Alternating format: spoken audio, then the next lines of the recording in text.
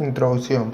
En la actualidad, la mayoría de los dispositivos necesitan corriente directa y regulada, por lo cual es imprescindible que cuente con una fuente de alimentación que se encargue de llevar la corriente alterna que sale de la toma de corriente a corriente directa y regulada que necesita la carga. El VRMS, o también llamado valor eficaz, viene del inglés root mean square, que significa valor cuadrático medio. En una onda de corriente alterna de tipo senoidal, tenemos que la tensión que varía tiene una polaridad y después tiene la polaridad opuesta, y que en cada tiempo hay una tensión diferente. Lo que nos da el valor eficaz es el voltaje en corriente directa que transmitirá la potencia equivalente que produce esa onda de corriente alterna. Y ese voltaje VRMS es el que nos muestra el multímetro. Para calcular este valor eficaz se hace uso de esta integral. Aquí está la ecuación de cómo tener el valor eficaz. Pero siempre que usemos ondas senoidales, el resultado de dicha integral es el mismo. Y aquí está la otra ecuación. Conociendo esto, usamos el voltímetro para saber el valor real de la salida de la toma de corriente, que nos da un valor de 123 VRMS. La elaboración de la fuente de alimentación se hará tanto de manera física como en un simulador. El simulador que usaremos se llama Proteus Design Suite 8.5 en su versión demo, que es un software de automatización de diseño electrónico desarrollado por Lab Center Electronics Ltd. El primer paso para armar la fuente en el simulador es la colocación de una fuente de corriente alterna con 123 VRMS a una frecuencia de 60 Hz. Al calibrar nuestra fuente de corriente alterna nos pide la amplitud, que se refiere al valor pico, el valor colocado que se obtuvo de la siguiente manera. Solo tenemos el valor eficaz que nos mostró el multímetro anteriormente, por lo que hacemos uso de la fórmula antes explicada. Despejando, nos queda reemplazando los valores. Y aquí está, 174 voltios. Fue el valor que colocamos en la configuración de la fuente. Colocamos un multímetro y un osciloscopio y encendemos la simulación. Vemos que en definitiva nos marca 123 voltios de corriente alterna. Aquí está una gráfica de la onda del eje Y que representa el voltaje y cada cuadro equivalente a 20 voltios. La onda de cresta a valle mide 8.8 cuadros. Eso es lo que multiplicamos por 2. Por la multiplicación por 2 de la configuración del osciloscopio del simulador. Recordemos que en laboratorio se multiplicaba por 10 porque ese era el multiplicador que tenía una de la punta del osciloscopio, y luego por 20 voltios, que es la que lo vale cada cuadro. Y aquí está cómo se hace el valor pico y pico, y para tener el valor eficaz. Ahora, en esta gráfica el eje X representa el tiempo. La onda de valle a valle ocupa 8.3 cuadros y cada cuadro equivale a 2 milisegundos, por lo cual se tiene la ecuación de 8.3 por 2 milisegundos es igual a 16.16 milisegundos. La frecuencia de una onda viene dada por la fórmula F, que es la frecuencia entre tiempo. Reemplazando, F es igual a 1 entre 16.6 milisegundos es igual a 60.24 Hz, que esa es la frecuencia cuando hay una sola onda. Ahora, si la onda es de tipo completa, la frecuencia es el doble, o sea, ya sería siendo 120 Hz. ¿Cómo el funcionamiento de un transformador? Primero, recordemos que es un imán. Un imán es algo que tiene polaridad opuestas en sus extremos y tiene líneas de campo magnético que van de norte a sur. Y resulta que una bobina de los cuales mencionamos anteriormente son los mismos, ya que genera un campo magnético al tener un flujo de corriente. Por eso es llamado electroimán. Resulta que si se toma una espiral que está en otro circuito que no se toca físicamente y se mueve rápidamente de adentro hacia afuera de las líneas de campos magnéticos, se genera corriente capaz de encender el bombillo, pero si se queda quieto, ya sea lejos o cerca, no se va a generar corriente.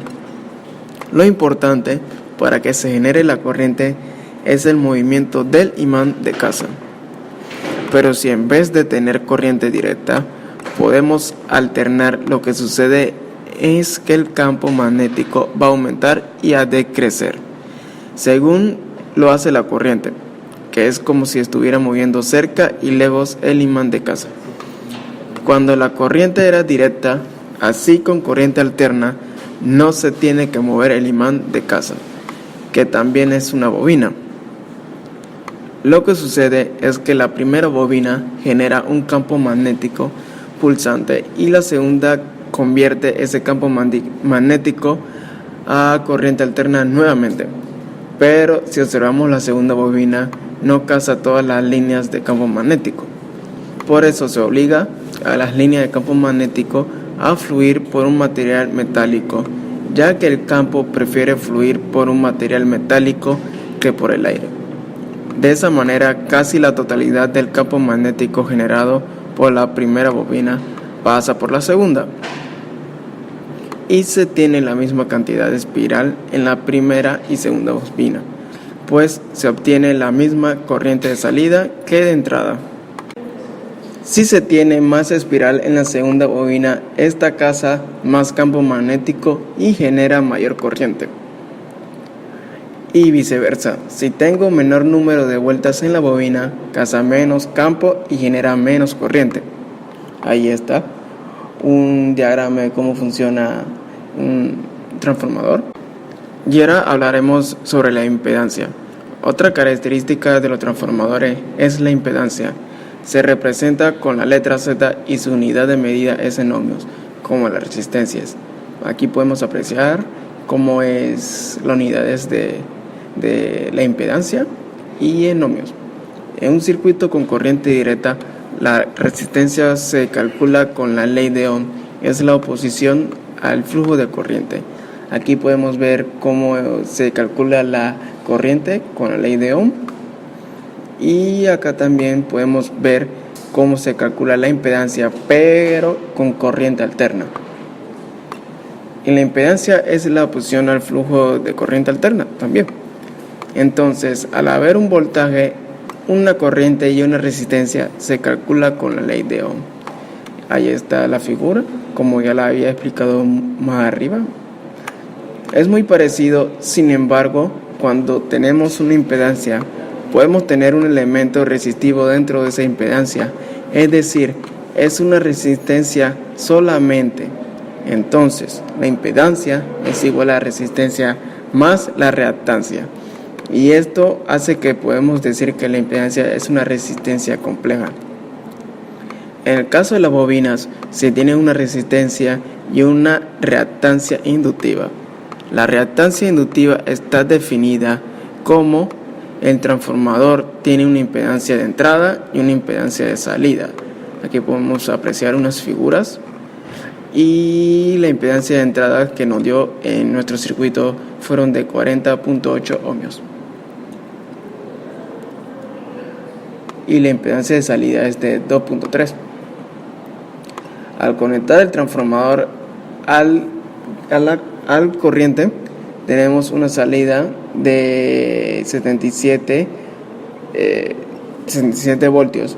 Es VRMS. Eso, VRMS, es lo que sale dentro del voltímetro, de la corriente alterna, por lo cual se puede calcular el factor de acoplamiento. Ahí está la formulita que está entre paréntesis, con la fórmula dada anteriormente. Entonces, calculemos ahora el factor de acoplamiento. Tenemos nuestro voltaje de entrada y nuestro voltaje de salida. Entonces, el factor de acoplamiento es igual a la N2 entre N1, que nos da algún número. Entonces, si reemplazamos y ponemos 123 entre 77, nos da el resultado que el factor de complemento es 1.59. Y este es el número que nosotros vamos a poner en la configuración de nuestro transformador a la hora de colocarlo en nuestro simulador. Entonces, verificamos, ponemos un voltímetro en la entrada de nuestra fuente y a la salida de nuestro transformador. Y vemos que en definitiva nos arroja 123 y 77 voltios respectivamente. Vemos ahora la onda en el osciloscopio de nuestro simulador y nos da que nuestro voltaje VRMS, sacando las escalas, nos da 74, un valor muy parecido al que tuvimos. Entonces, vemos la onda ahora en nuestro osciloscopio físico en el laboratorio. Resulta que en el simulador Proteus podemos usar podemos visualizar hasta 4 ondas, por lo cual visualizamos las 2 ondas. La onda azul representa a la salida de la fuente y la onda amarilla representa la salida del transformador. Vemos que la salida del transformador tiene una onda más pequeña y más reducida. Aquí comprobamos que el transformador ha hecho su función de reducir el voltaje de corriente alterna. Sabiendo estos datos, podemos proceder a la etapa de rectificación. Sabiendo que la tensión en corriente alterna una vez es positiva, otra vez es negativa, y que la corriente directa, continua, mantiene siempre la misma polaridad, siempre positiva o siempre negativa. Por tanto, rectificar es hacer que la tensión alterna se mantenga siempre en la misma polaridad, convirtiéndose entonces en corriente continua. Para esto usamos un dispositivo llamado diodo rectificador, que tiene una parte positiva y una parte negativa, que se llama ánodo y cátodo respectivamente. Y la corriente circula cuando viene el ciclo positivo por la parte positiva. De esta manera circula, de lo contrario no circula y actúa como un circuito abierto, como podemos observar en esta imagen. Y en esta otra imagen vemos cómo entra una onda completa de corriente alterna y cómo sale, cómo sería la salida entonces cuando tiene un diodo, que solamente se puede observar los ciclos positivos. Pero para hacer este proceso más eficiente se hace un puente rectificador, y a continuación explicaremos qué es un puente rectificador. Cuando entra el ciclo positivo, pasa y entra al diodo, pasa por el diodo que tiene la parte del cátodo primero, y luego sigue y vuelve a entrar y hace lo mismo, pasa por donde le es permitido y circula, y no circula por donde no le es permitido. Y si vemos como alterna la corriente, siempre va a haber continuidad. Vemos en las siguientes imágenes cómo funciona este proceso. En esta imagen entonces vemos nuestro puente rectificador en nuestra fuente, la parte de rectificación. En esta imagen utilizamos el osciloscopio para ver nuestra onda y vemos que es un poco difícil notarlo, pero sí con detenimiento podemos notar que son muchos valles, muchas montañas amontonadas. Entonces aquí vemos nuestro puente rectificador en nuestro simulador. Usamos el osciloscopio para ver la onda que sale después del puente rectificador y tenemos este resultado. Y cuando vamos a buscar la frecuencia, nos damos cuenta que es el doble, es de 125 Hz. Y vemos, si buscamos el voltaje, nos da 25.6 voltaje VRMS. Entonces, para tener el voltaje pico, usamos este voltaje y lo multiplicamos por raíz de 2 y nos da 36.2 voltios. Y buscamos entonces el VDC con la fórmula y nos da 23.04 voltios. Ok, ahora podemos pasar a la etapa de filtrado. Tenemos una corriente continua pulsante. Queremos que ahora se convierta a una corriente continua pura. Para eso es el filtrado y utiliza un dispositivo llamado condensador electrolítico. En esta imagen vemos cuando el condensador está conectado a una batería, está siendo cargado. Cuando desconectamos la batería, quedan las cargas positivas. Vemos ahora cómo está el condensador cargado, aunque no esté conectado a una batería. Entonces, ¿cómo nos es útil este condensador en nuestro circuito? Lo que sucede que cuando recibe voltaje, lo entrega, pero cuando no recibe, entrega el que estaba almacenado. De esta manera filtra la señal y nos da una señal mucho más continua que la que entró. Hay que tomar en cuenta ciertos valores a la hora de colocar un capacitor, y es el voltaje que puede soportar, que siempre debe ser mayor al que pasa realmente por el circuito. Y los condensadores tienen un valor de reactancia capacitiva que viene dada por la ecuación 1 entre 2pi frecuencia por capacitancia. Reemplazamos los valores, que entonces sería 1 entre 2pi por 120 Hz por 1000 microfaradios, es de 1.3 ohmios, es decir, poca oposición al paso de la corriente. Entonces aquí vemos la imagen de nuestra parte de filtrado de nuestro circuito. Y esta es la línea que nos sale con el osciloscopio a la hora de ponerlo después de nuestro condensador. Y aquí vemos el condensador colocado en nuestro circuito. Luego procedemos a medir la salida de voltaje en corriente directa de nuestro condensador y nos da 35.2 voltios. Sabiendo esto, podemos pasar ahora a nuestra etapa de regulación, que lo que queremos es tener el voltaje que necesitamos. Del que tenemos, solamente usar la parte que requiere la carga. Para eso utilizamos dos dispositivos, el dispositivo llamado LM317 y el potenciómetro. Regulación. El LM317. El LM317 es un regulador de tensión lineal ajustable, capaz de suministrar a su salida en condiciones normales en un rango que va desde 1,2 hasta 37 voltios y una intensidad de 1,5 amperios. Sus pines son tres: el ajustable, el de entrada y de salida. Su función característica es regular la carga desde el punto rectificador que dispone la protección por limitación de corriente y exceso de temperatura, siendo funcional la protección por sobrecarga, incluso si el terminal de regulación está desconectado, siempre y cuando no supere el diferencial de entrada de salida de 40 voltios. El potenciómetro.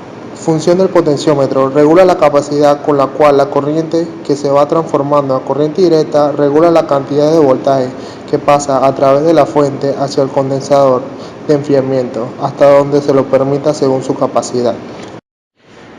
Llegamos ahora entonces a la última parte, que es la carga, que tiene una resistencia y un motor que va a recibir el voltaje regulado por la fase anterior.